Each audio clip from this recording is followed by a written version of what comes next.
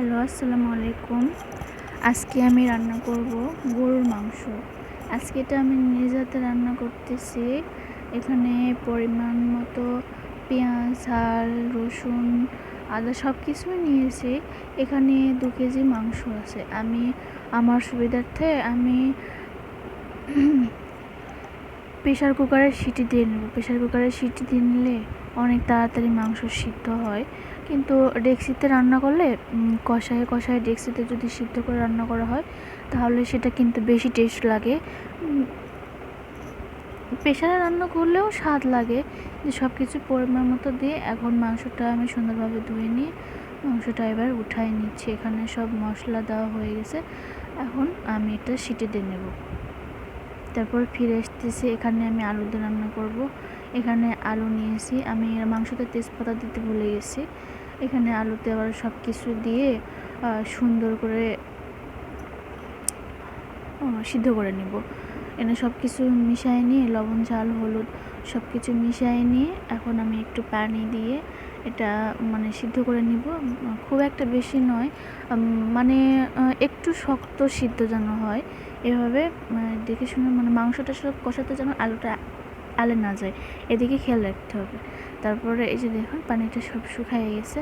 আমি আবার একটু নাড়া দিয়ে দিচ্ছি। এই তো সিদ্ধ হয়ে গেছে একটা দেখলাম। এখন আবার ঢাকা দিয়ে দিব। পানি যেটুকু আছে সেটুকু আবার শুকাতে হবে। এই যে শুকায় নিয়ে এবার এখন নাড়তে হবে। নাড়তে নাড়তে এখন অনেক ভাজা ভাজা করে আলুটা ভেজে যদি মাংসে দেওয়া হয় সেটা কিন্তু অনেক টেস্ট লাগে। আর আলু ভাজা না দিলে ওটা অতটা টেস্ট হয় না। তো প্রায় আমার ভাজাটা হয়ে আসছে। আমি আর একটু ভেজে নিব। এভাবে করতে করতে আমার ভাজা প্রায় শেষের দিকে চলে এসছে। এই যে দেখুন আমি কীভাবে ভাজতেছি, কালারটা কীরকম আসছে। এভাবে একটু করে মেলে দিতে হবে। তারপরে আবার নাড়তে হবে। খেয়াল রাখতে হবে যাতে পুড়ে যাতে না যায়। এই ভালো করে নেড়ে ছেড়ে নিয়ে নেওয়ার পরে এই দেখুন আমার ভাজাটা প্রায় শেষ। এই তো হয়ে গেছে। এখন প্রেশারে যে মাংসটা দিয়েছিলাম সেটা আমি কড়াই ঢালাই দিলাম, দিয়ে এখন অনেক ভালো করে কষায় নিতে হবে। এখানে অনেক পানি আছে।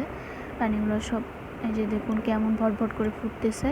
এগুলো সব মেরে নিতে হবে। পানিগুলো সব ভালো করে কষায় নিতে হবে। আমি এতগুলো মাংস রান্না করব না, এগুলো রেখে দিব কষানোর পরে, আর অল্প কিছু রান্না করব। এগুলো আবার পরে খাওয়ার জন্য রেখে দেবো। আলু দিয়ে রান্না করবো তো এতগুলো মাংস দিতে হবে না। এই যে আমার মাংস কষানো হয়ে গেছে, দেখুন কালারটা কেমন আসছে। এখন এটা আমি উঠায় রাখবো।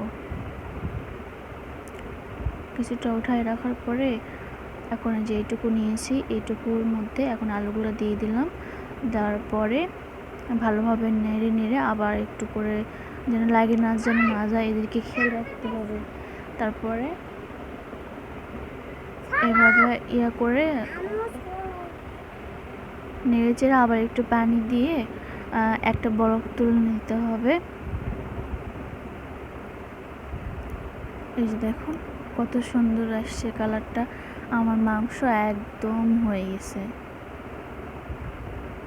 আমার ভিডিওটা ভালো লাগলে লাইক, কমেন্ট অ্যান্ড শেয়ার করবেন। খোদা হাফেজ।